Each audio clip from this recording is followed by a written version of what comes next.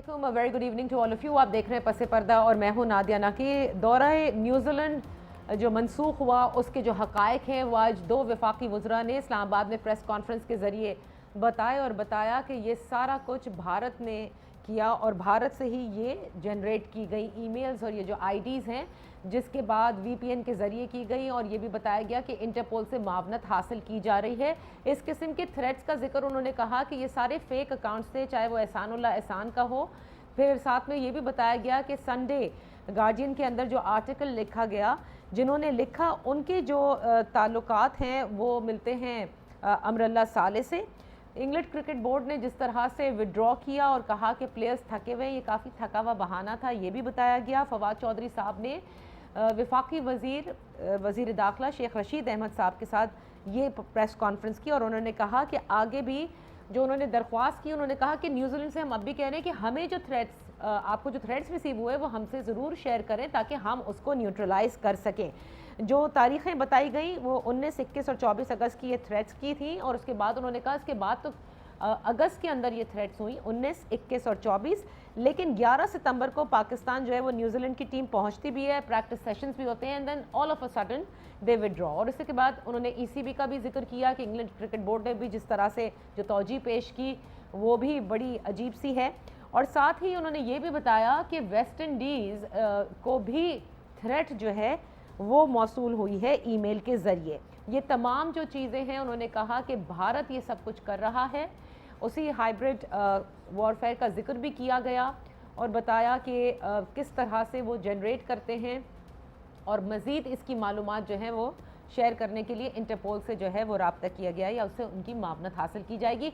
और साथ में जो बात फवाद चौधरी साहब ने गुज़िश्ता रोज़ भी कही थी कि उनके वकला जो हैं वो तमाम तर मशावरत के बाद देखेंगे कि आया they have to sue ECB for it because उससे करोड़ों रुपए का नुकसान जो है वो पीटीवी को भी हुआ है। आज ज़रा इस पर भी हम बात कर लेते हैं। और इसके साथ साथ वज़ीर आज़म जनाब इमरान खान साहब ने ईवीएम यानी इलेक्ट्रॉनिक वोटिंग मशीन इंतखाबी इस्लाहात का जिक्र किया। पंजाब ही असल सियासत का मैदान है और उन्होंने कहा कि 5 साल बाद या 3 साल बाद या 2 साल बाद जब इलेक्शंस होने हैं तो ये कोई नहीं देखेगा कि कितनी तब्दीलियां हुई हैं पंजाब की इंतज़ामी उमूर में। ही वॉज डिफेंडिंग दैट, लेकिन उन्होंने कहा कि सब काम को देखेंगे। बहरहाल उनका ये कहना था, अपोजिशन को तनकीद का निशाना बनाया कि ईवीएम या इंतखाबी इस्लाहात में अगर कोई रुकावट है तो वो अपोजिशन है। आज इन्हीं दो मौजूओं पर हम बात करेंगे। अपने मोहतरम मेहमानों का तारुफ कराती चलूँ। तज्जिया कराने के लिए हमारे साथ हैं पीजे मीर, मोना आलम, इंज़ैगम खान साहब। आप तीनों मेहमानों का बेहद शुक्रिया। मैं आपसे गुफ्तगू का आगाज़ करना चाहूँगी पीजे।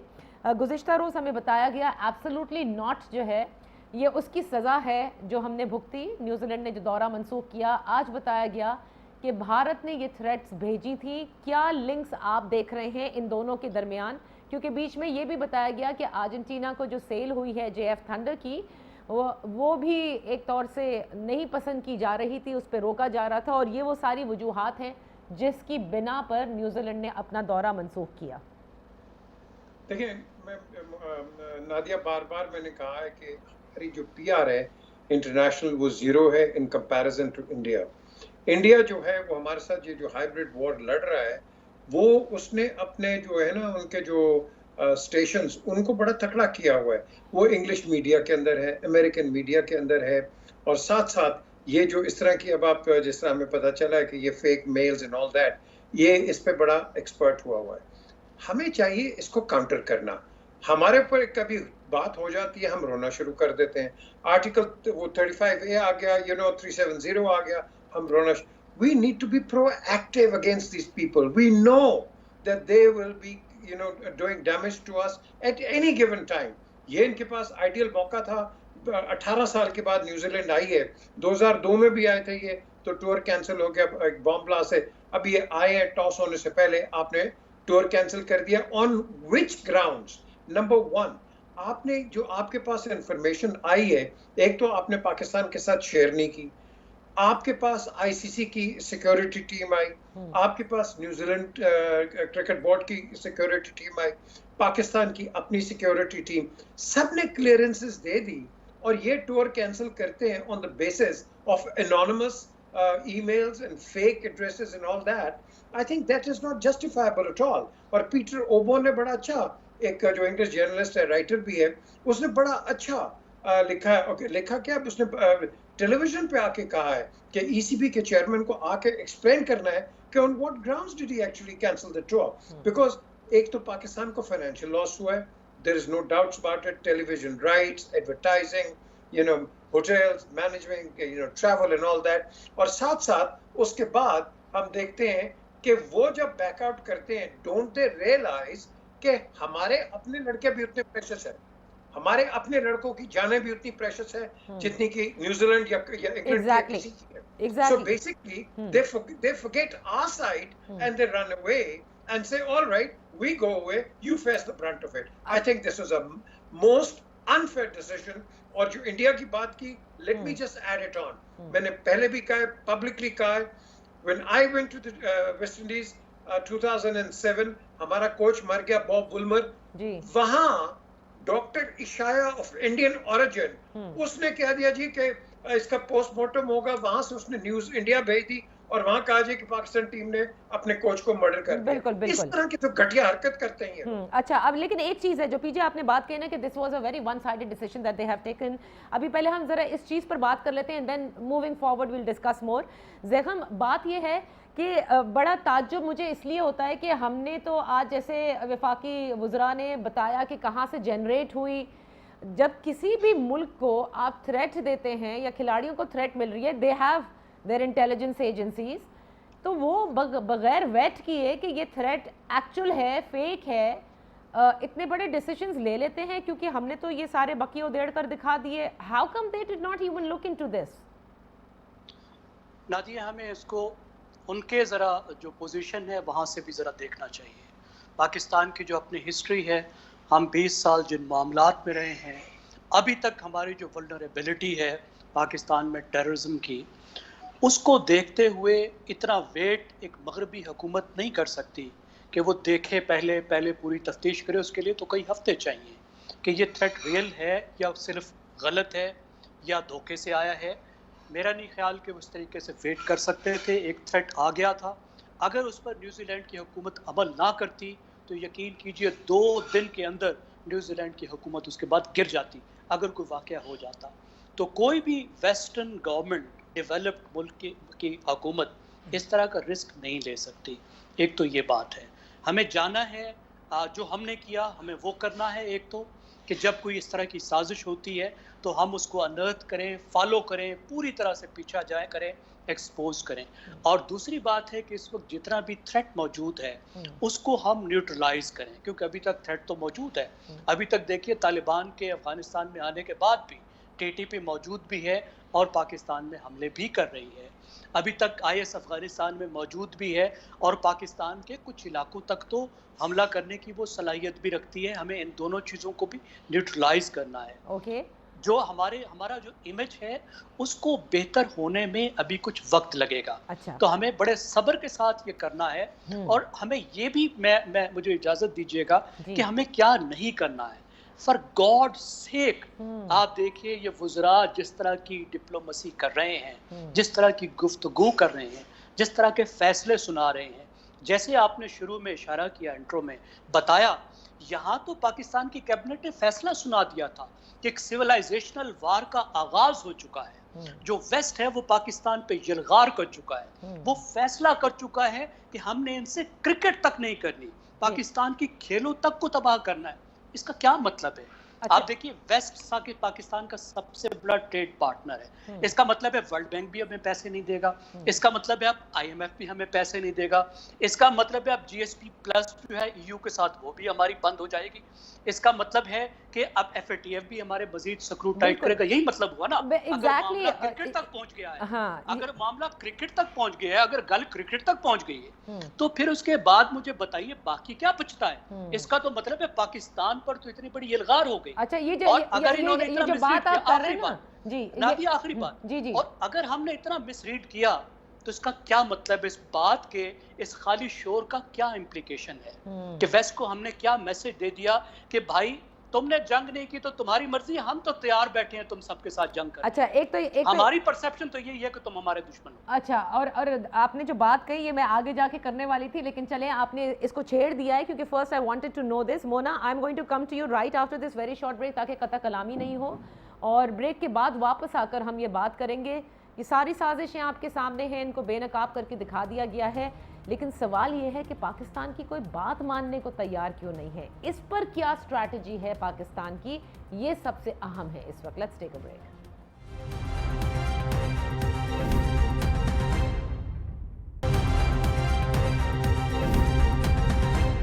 Welcome back. मोना आलम साहिबा, पीजे मीर एंड जैगम खान हमारे साथ हैं। मोना, मैं आपकी तरफ आऊँगी। वेरी गुड कि हुकूमत सामने हकायक लेकर आती है।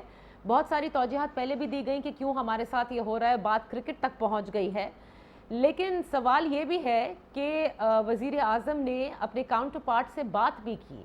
इसके अलावा ECB को आप देख लीजिए, जबकि ब्रिटिश हाई कमीशन ने ये कहा कि हमने कोई ट्रैवल एडवाइजरी भी नहीं दी, nothing is wrong over here, right, और वो उनका एक इंडिपेंडेंट फैसला है। हम कितनी भी कोशिश कर लें लेकिन लोग मान नहीं रहे बात, तो कहीं ना कहीं हमें अपनी स्ट्रैटेजी तब्दील करनी होगी, और ये बात उसी पब्लिक डिप्लोमेसी से भी हमें जोड़नी होगी जिसका कि जिक्र जैगम ने किया है। व्हाट वुड यू से ऑन दैट? यस, असल में काफी सारी बातें हैं। पहले तो मुझे लगता है ये जो पब्लिक डिप्लोमेसी की बात है ये बिल्कुल ठीक है।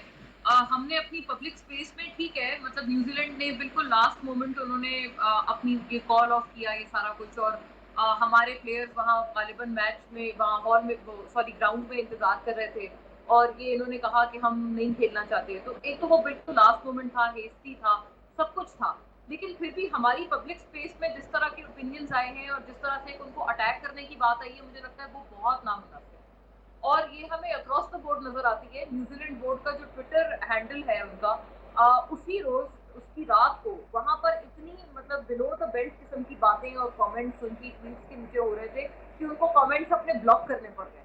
तो ये इस किस्म की चीजें पाकिस्तान के एंड पे, एक तो ये बिल्कुल हमने इसको ओवरडू किया है, ये बात बड़ी क्लियर है कैटेगरी। हैविंग सेड दैट, अब इंग्लिश बोर्ड का भी ये फैसला मुतवक्के था। अगर ये ऐसा उनको ना करना होता तो वो उस वक्त भी आपसे 48 घंटे का वक्त ना मांगते। उनके वक्त मांगने से ही आपको समझ जाना चाहिए था कि वो भी इसके ऊपर बैक ऑफ कर रहे हैं या बैक आउट कर रहे हैं। लेकिन आपकी स्ट्रेटजी क्या है, मुझे लगता है ये बड़ा पिवटल सवाल है। एक तो जिस किस्म के बयानात, जिस किस्म की पब्लिक स्पेसेस में हमारे एक हेट्रेड सी महसूस हो रही है, वो हमें फौरी तौर पर इसको रद्द करना होगा। आप रैशनल से बात करें, रीजन से बात करें, अपने हकायक भी सामने रखें। ये बात भी बहुत वजह है उनके खिलाफ कि वो जो 5 आइज हैं जिनकी गालिबन वो इंटेलिजेंस रिपोर्ट थी, तो ये बात सही है कि उन्होंने वो इतनी बड़ी इंटेलिजेंस, इतनी पावरफुल इंटेलिजेंसिया 5 ममालिक के ऊपर मबनी, उन्होंने ये चीज़ भी वेरीफाई करना ठीक ना समझा कि ये जो थ्रेट्स हैं ये कितनी ऑथेंटिक हैं, कहाँ से आ रही हैं, उनको ट्रेस डाउन भी नहीं किया। अगर ट्रेस डाउन नहीं भी किया तो एटलीस्ट पाकिस्तान के साथ शेयर तो करना चाहिए था। इस बात में तो कोई दूसरी राय नहीं सही। लेकिन हमारी तरफ से मुझे लगता है कि इसमें पॉलिसी पर यकीनन हमें इसको दोबारा रीथिंक करना होगा, एक तो अपनी पब्लिक स्पेसेस में, और दूसरी बात ये कि देखें, I think by public spaces, I think you're talking about government representatives. Public तो सोशल मीडिया पे कुछ भी कह सकती है, लेकिन हमारे वुज़रा जिस किस्म की ज़बान, और ट्विटर पे भी जिस किस्म की वो ट्रोलिंग हुई है, क्योंकि न्यूजीलैंड की काउंटर पार्ट के लिए अली जैदी साहब ने उनको टैग करके जो कुछ लिखा और उसके बाद जो कुछ शुरू हुआ उसके बाद, तो आई थिंक ये भी बहुत हमें देखना होगा कि why everybody is speaking on it.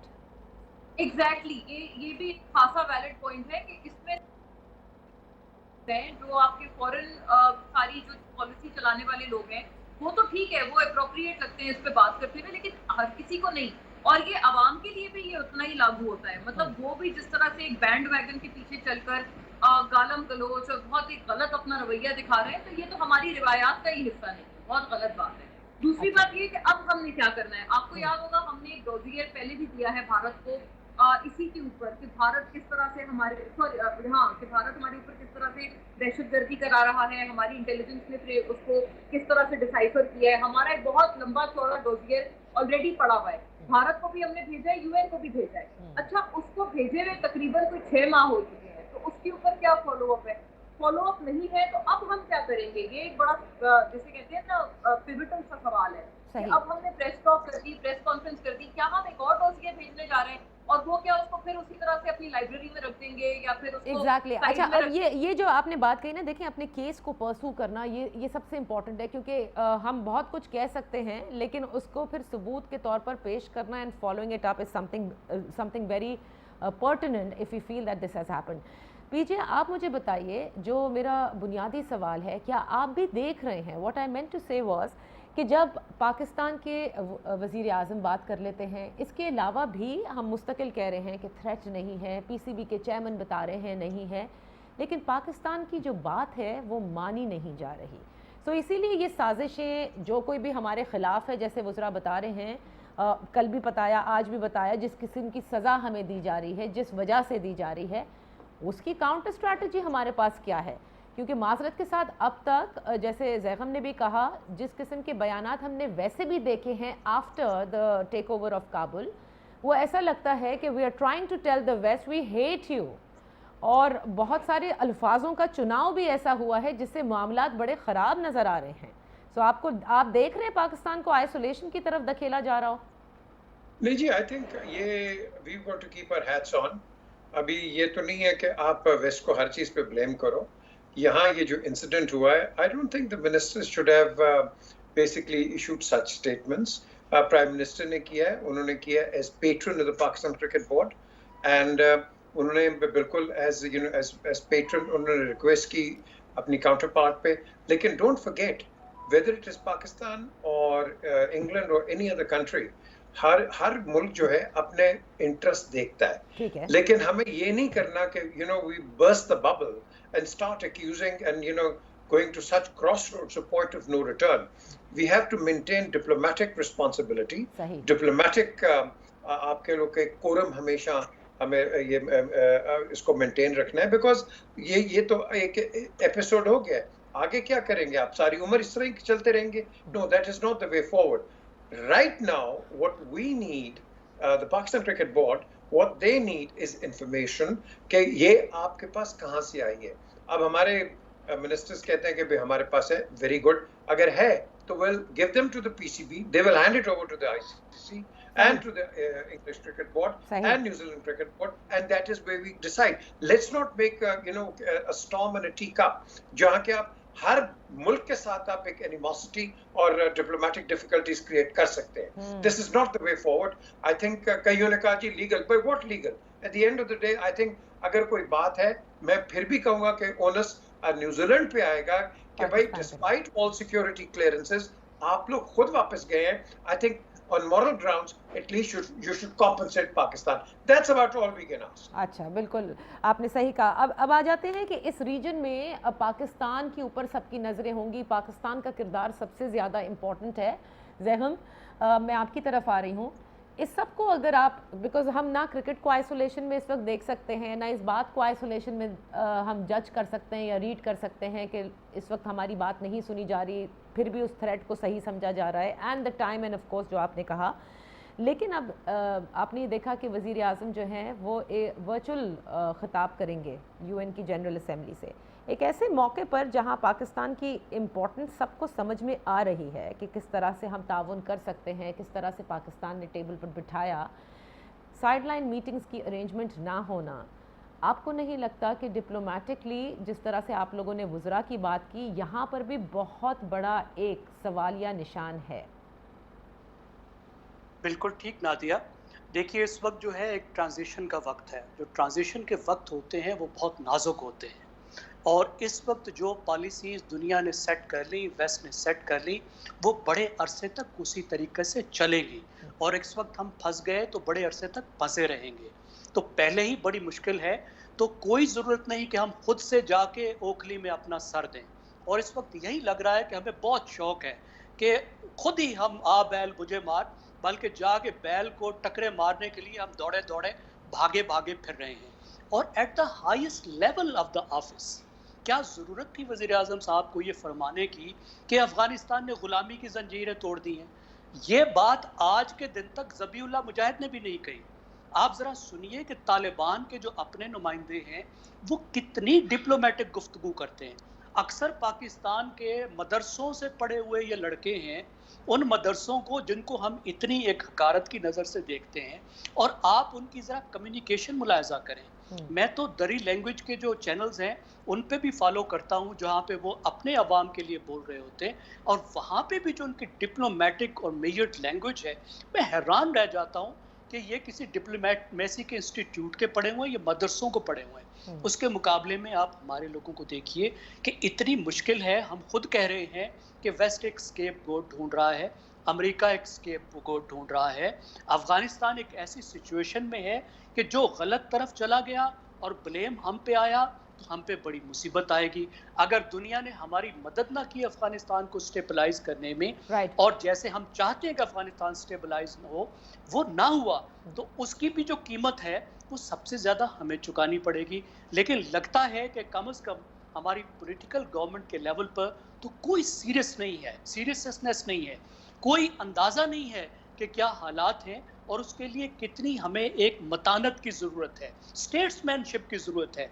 ये ओ लेवल ए लेवल के बच्चों की तरह जो ट्विटर पे बैठे हुए खेल खेल रहे होते हैं, उस तरीके से मुल्क नहीं चलाया जाता, डिप्लोमेसी नहीं चलाई जाती।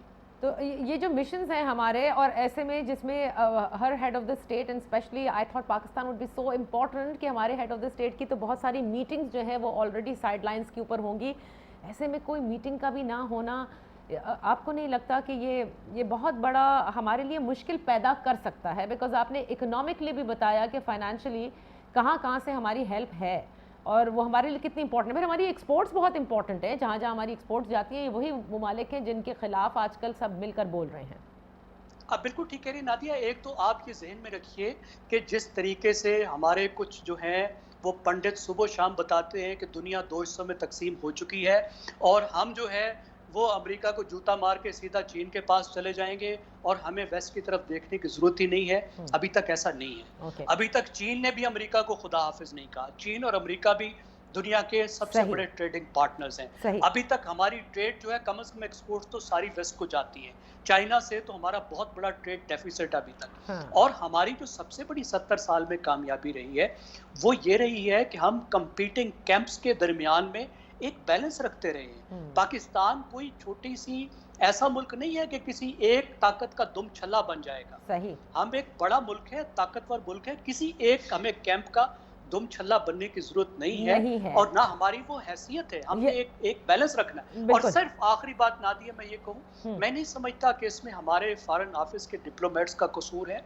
मैं समझता हूँ they have been doing very well, और ख़ास तौर पे अभी जो हम 6 महीने साल 2 साल में रख रहे हैं, इस वक्त मुझे जो सबसे बड़ा प्रॉब्लम नज़र आ रहा है वो पाकिस्तान की जो हमारी पॉलिटिकल गवर्नमेंट है उसके लोगों में नज़र आ रहा है, जिसका हर आदमी ही वो बना फिरता है फॉरेन मिनिस्टर, हर आदमी ही फॉरेन ऑफिस का स्पोक्स पर्सन है, और ख़ुद वज़ीर आज़म साहब जो हैं इन मामलात को ख़राब करने में सबसे पेश। मैं पूछूंगी अपने बकिया दोनों गेस्ट से, क्या वो ऐसा ही देखते हैं कि खुद ये सिटिंग गवर्नमेंट जो है उसकी बयानात जो है वो हर्ट कर रहे हैं इस तमाम काम को जो कि पिछले 6-7 महीनों में हमारे डिप्लोमेट्स कर पाए हैं? और साथ में एक हकीकत ये भी है कि यूएस इंडिया की स्ट्रेटेजिक पार्टनरशिप है, ये हम कैसे भूल सकते हैं? ऐसे में फिर हम क्या करें, ये सबसे बड़ा सवाल है। Right after this break.